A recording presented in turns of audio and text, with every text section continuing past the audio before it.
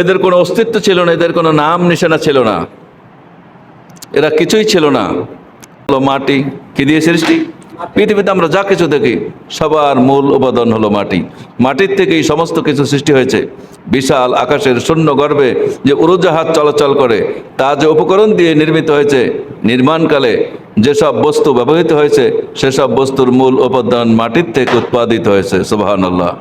যেমন লোহা, তামা, দস্তা, পিতল, স্বর্ণ, কয়লা ইত্যাদি খনিজ মৃত্তিকা অভ্যন্তরেই শতাব্দীর পর শতাব্দী ধরে ক্রমশ অস্তিত্ব লাভ করেছে।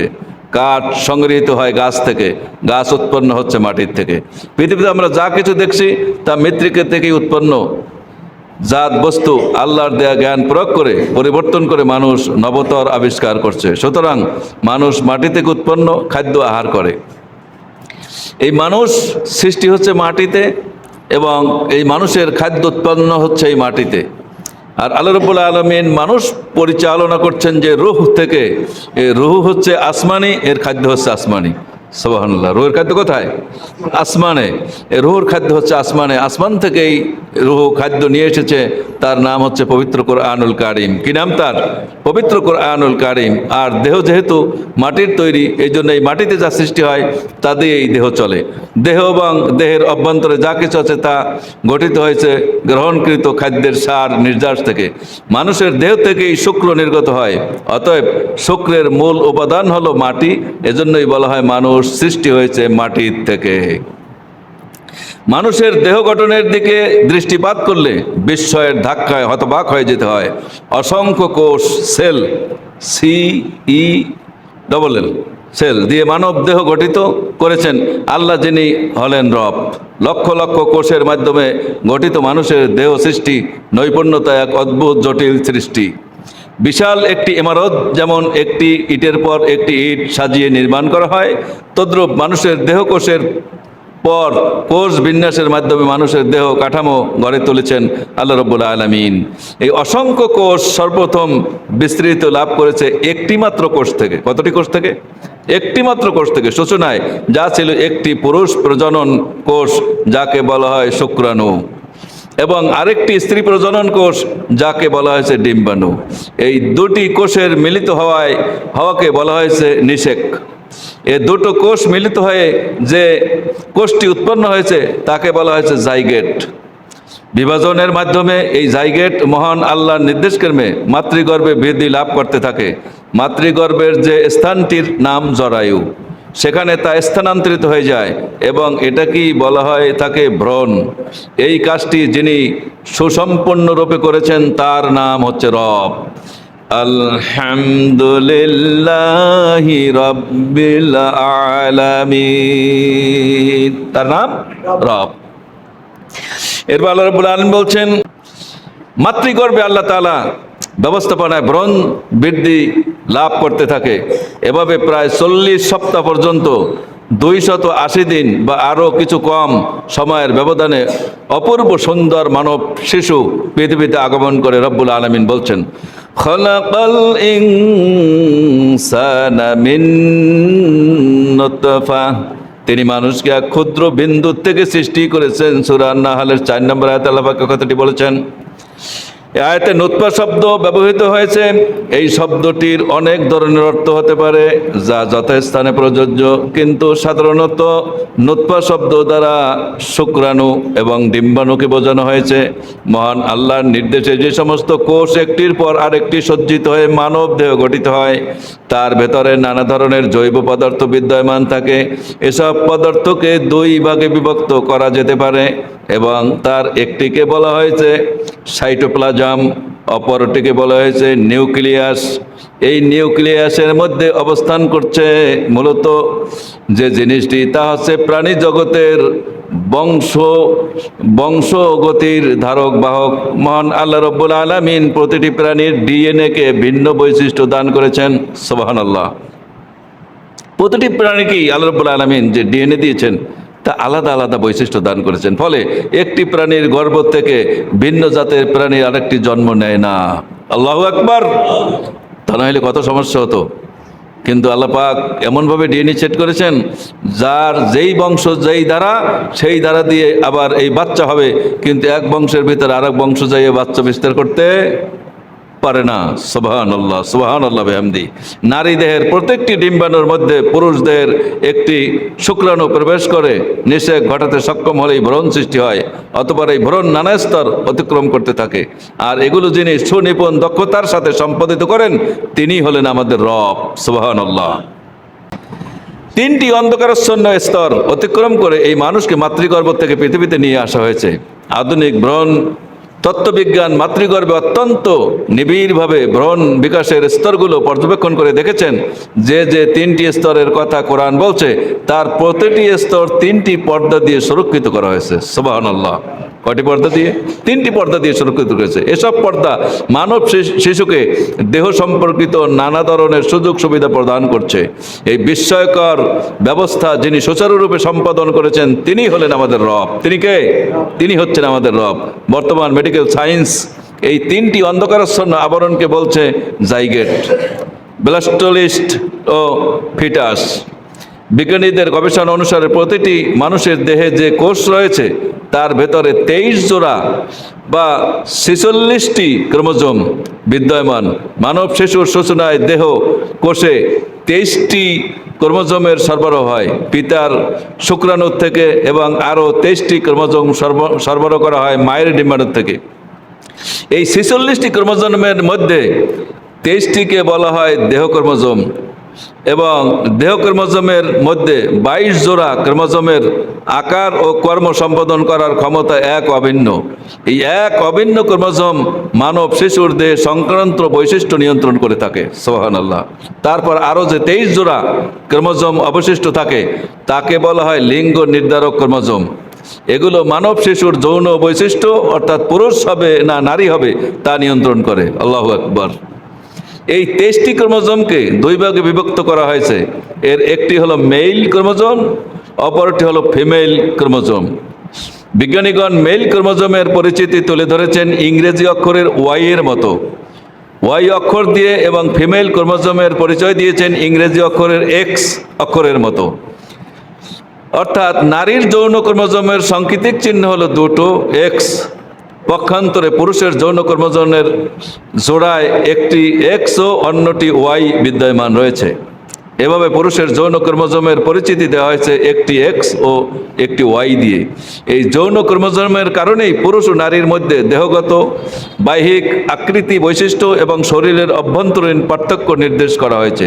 এই অকল্পনীয় জটিল বিষয়টি তিনি সুনিপুণভাবে সম্পাদন করেছেন। তিনি হচ্ছেন রব। আল্লাহ পাক বলছেন, আল্লাহ তোমাদেরকে মাটির থেকে সৃষ্টি করেছেন, তারপর শুক্র কীট থেকে, অতঃপর তোমাদেরকে জোড়ায় পরিণত করা হয়েছে। কোনো নারী গর্ভবতী হয় না, সন্তান প্রসব করে। এসব কিছু রয়েছে আল্লাহর জ্ঞানের নিয়ন্ত্রণে। সূরা ফাতির 11 নম্বর আয়াত। এভাবে জোড়া সৃষ্টি বা ক্রোমোজোম সংক্রান্ত বিষয় অত্যন্ত রহস্যময়। কিভাবে এটা সংগঠিত হয়েছে তা বিজ্ঞানীদের কাছে এখন এক চরম বিস্ময়ের। সমস্ত সৃষ্টি জগৎসমূহের রব মহান আল্লাহ রাব্বুল আলামিন বলছেন, আমি মানুষকে মাটির সার নির্যাস থেকে সৃষ্টি করেছি, তারপর তাকে একটু সুসংরক্ষিত স্থানে টপকে পড়া এক ফোঁটা পানি, আমি তাকে এক ফোঁটা পানির পরিবর্তিত করেছি। এরপর সেই পানি ফোঁটাকে জমাট রক্তপিণ্ডে পরিণত করেছি। তারপর সেই রক্তপিণ্ডকে মাংসপিণ্ডে পরিণত করেছি। এরপর মাংসপিণ্ডকে অস্থি পাঞ্জর দিয়েছি। এরপর অস্থি পাঞ্জরকে ঢেকে দিয়েছি গোশত দিয়ে। তারপর তাকে দাঁড় করেছি স্বতন্ত্র একটি সৃষ্টিরূপে। সুতরাং আল্লাহ বড়ই বরকত সম্পন্ন, সমস্ত শিল্পীর চেয়ে সর্বোত্তম শিল্পী। সুবহানাল্লাহ। সজোরে উৎক্ষিপ্ত একটু পানি, ফি কারারে মাকিন, আমি এন্ট্রান্স কেয়ার ইউনিটের ভিতরে নিয়ে সেটাকে 40 দিন ফেরেশতারা ঘর্ষণ দিয়া সেই পানিটা হলো দামুন, এক ফোঁটা রক্তে পরিণত হলো। এই দামুনটাকে আবার 40 দিন ঘর্ষণ করলে পরে আল্লাহ রাব্বুল আলামিন লাহমুন, একটা গোস্তের পিণ্ডে পরিণত করলো। আল্লাহ রাব্বুল আলামিন এই গোস্তের পিণ্ডটাকে আল্লাহ রাব্বুল আলামিন আবার হাড্ডি বানাই দিলেন এর ভিতরে। এই হাড্ডির উপরে রব্বুল আলামিন আবার গোশত দিয়ে দিলেন। আবার আল্লাহ পাক বলছেন গোশতের উপরে আমি স্কিন দিয়া, চামড়া দিয়া তার উপরে আবার একটা কাভার পরিয়ে দিলাম। তারপর তোমাকে নিটিং ক্লিনভাবে সুন্দরভাবে, যেখানে তোমার চোখ, যেখানে তোমার মাথা, যেখানে তোমার নাক, যেখানে তোমার কান, যেখানে তোমার হাত, যেখানে তোমার পা, যেখানে তোমার আঙ্গুলগুলি প্রয়োজন, আমি রব্বুল আলামিন সেইখানে ওই 3 আধারের ভিতরে আমি সব সেট করে লাকাদ খালাকনাল ইনসানা ফি আহসানি তাকওয়িম, সুন্দর করে উত্তম কাঠামোয় তোমাকে আমি পৃথিবীতে বানালাম। সুবহানাল্লাহ। তুমি হলে আব্দুর রহিম, তুমি হলে আব্দুর রহমান, তুমি হলে সকিনা, তুমি হলে খাদিজা, তুমি হলে ফাতিমা, কিন্তু এই দুনিয়ায় এসেই তুমি বলছো there is no God in the world, স্রষ্টা বলতে কিছুই নাই, সব কৃত্রিমভাবে তৈরি হচ্ছে। নাউজুবিল্লাহি মিন যালিক। উল্লিখিত আয়াতে সুলালাতিম মিন তিন শব্দ ব্যবহার করা হয়েছে। এর অর্থ হলো মাটির সার নির্যাস। মাটি যেসব উপাদানে গঠিত হলো 64.6% অক্সিজেন, সুবহানাল্লাহ, 27 সিলিকন, 8.1% অ্যালুমিনিয়াম, 5% লোহা, 3.6% ক্যালসিয়াম, 2.8% সোডিয়াম, 2.6% পটাশিয়াম, 2% ম্যাগনেসিয়াম, তারপর হাইড্রোজেন, নাইট্রোজেন এবং অন্যান্য উপাদান 1.6% রয়েছে। ভূপৃষ্ঠের উদ্ভিদরাজি তার মূলের সাহায্যে মাটির এ সমস্ত উপাদান শোষণ করে। তারপর উদ্ভিদ থেকে যেসব খাদ্য উৎপন্ন হচ্ছে তা মানুষ খাদ্য হিসাবে আহার করে। পাকস্থলীতে এগুলো ডাইজেস্ট হয়। গ্রহণকৃত খাদ্যের সার নির্যাস থেকে জটিল রাসায়নিক প্রক্রিয়ায় পুরুষের কর্মাশয়, স্পার্টোজোম এবং নারীর ডিম্বাশয় ওভাম উৎপন্ন হয়। ওভাম এর নিষেক থেকে সৃষ্টি হয় জাইগেট। এই জাইগেট নারীর জরায়ুতে স্থানান্তরিত হয়, ভ্রূণ গঠন হয়। জগৎ সমূহের রব মহান আল্লাহ এই ভ্রূণ থেকেই পর্যায়ক্রমে মানুষ সৃষ্টি করেন। সুবহানাল্লাহ। জাইগেট গঠনের মাত্র 24 ঘন্টার মধ্যে সেটা নারীর বাচ্চাথলিতে দেয়ালে একটি ঘেরা প্রকোষ্ঠে স্থান লাভ করে। এরপর তা জ্যামিতিক হারে বিভাজন হতে থাকে এবং সময়ের ব্যবধানে তা জমাট রক্তপিণ্ডে পরিণত হয় এবং বিজ্ঞানীগণ এটাকেই ব্লাস্টোলিস্ট নামে অভিহিত করেছেন। এই ব্লাস্টোলিস্ট অনেকটা পানির জোকের মতো, লিস পানির জোক। 3 থেকে 4 সপ্তাহের মধ্যে জোক রক্তপান করলে যেমন আকৃতি ধারণ করে, এটিও তেমন আকার ধারণ করে। এই ব্লাস্টোলিস্ট মায়ের রক্তধারা ক্রমশ বৃদ্ধি লাভ করতে থাকে এবং মাতৃগর্ভে বাচ্চা থলির দেয়ালে ঝুলতে থাকে। ব্লাস্টোলিসের বাইরে যে স্তরটি থাকে তাকে বলা হয় ট্রোফোব্লাস্ট। এই ট্রোফোব্লাস্ট থেকে এক ধরনের এনজাইম নির্গত হতে থাকে। এনজাইমের প্রভাবে বাচ্চাথলির টিস্যুগুলো গলে যায় এবং গলিত টিস্যুর ভেতরে ব্লাস্টোলিস্ট ডুবে যায়। এ সময় ব্লাস্টোলিসের পরিণত মাংসপিণ্ডে, যাকে সোমেটেস্ট বলা হয়, এ প্রক্রিয়া প্রায় 6 সপ্তাহ ধরে চলতে থাকে। এ সোমেটেস্ট শির দ্বারায় 13টি উঁচু উঁচু দাগের সৃষ্টি হয়। সুবহানাল্লাহ। অর্থাৎ এটাই পরবর্তীতে মেরুদণ্ডে পরিণত হয়। কি হয় এটা দিয়া? মেরুদণ্ডে পরিণত হয়।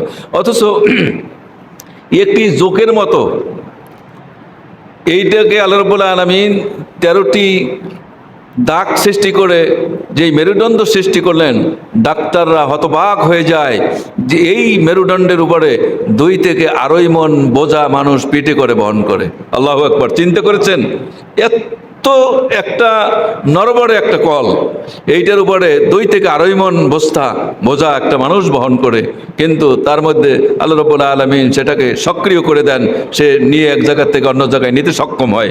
সুবহানাল্লাহ। 6 সপ্তাহের শেষ সময়ে এটা একটি মানব কঙ্কালের আকার ধারণ করে।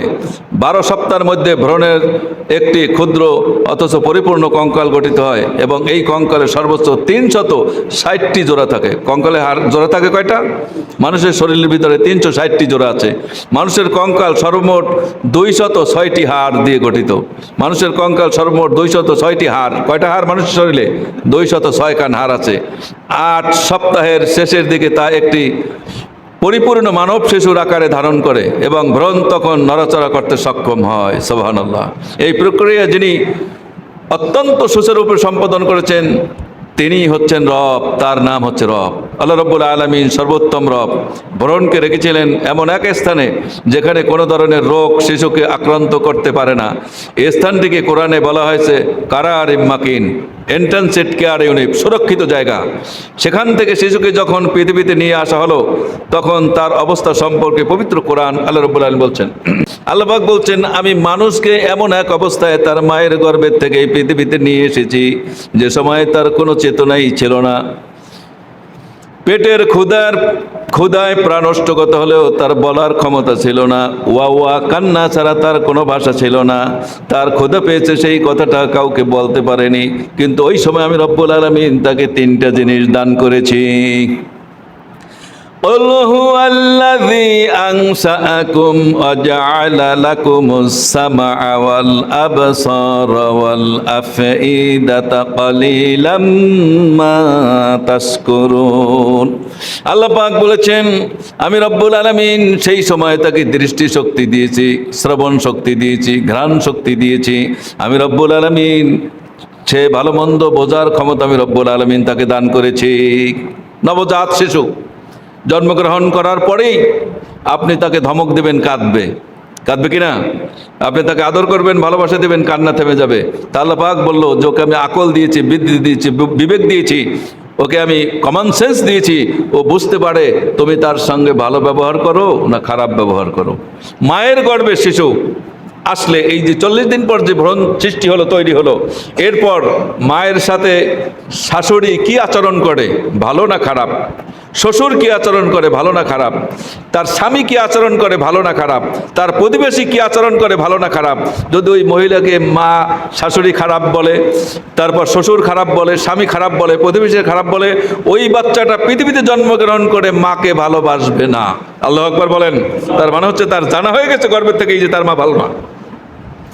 আর যাকে সবাই সম্মান করে, ইজ্জত করে, ওই বাচ্চা পৃথিবীতে এসেই সম্মান শুরু করবে মাকে। সে জানে তার মাকে সবাই ভালোবাসে। আল্লাহু আকবার।